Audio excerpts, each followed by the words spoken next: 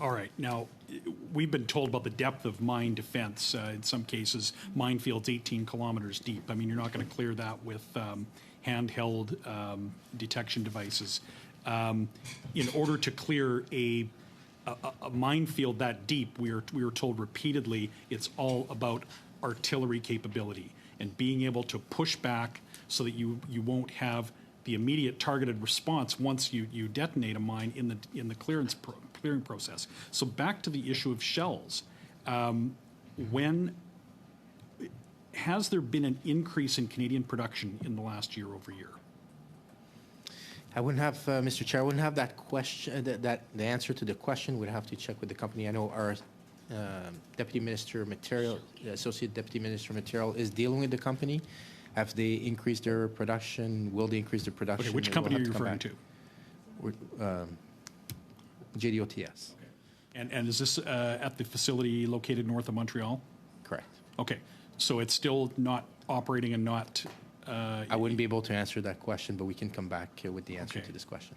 I think it's been a year since this was identified as an area where Canadian production could be employed. Is there a sense of urgency in getting this factory up and running? Yeah, so that's the point I was making just earlier here. I think there's a point where we have to negotiate with industry, but Canadian demands alone won't be enough maybe to satisfy that industry. So, but that industry needs to recognize that there's a global market for this here, and we're dealing with that issue right now. But to meet global markets, they will require export certification from Global Affairs. Is that going to be expeditiously? Will they be able to do that immediately? Is there? What steps has Global Affairs taken to ensure that the companies have the assurance that they can, in fact, export any surplus that the Canadian forces wouldn't take?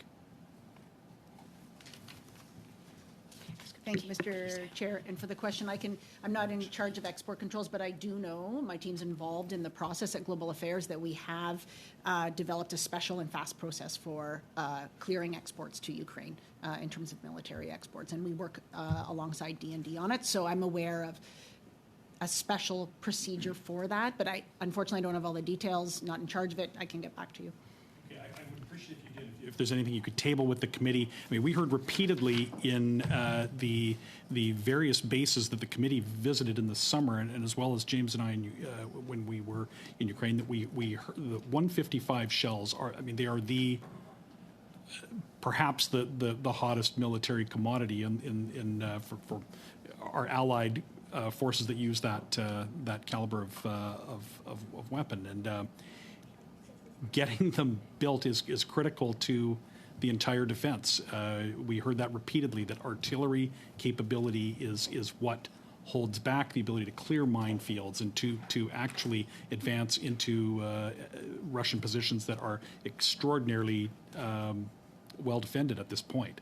20 seconds. All right, I'll give you the last 20 seconds if you have a response.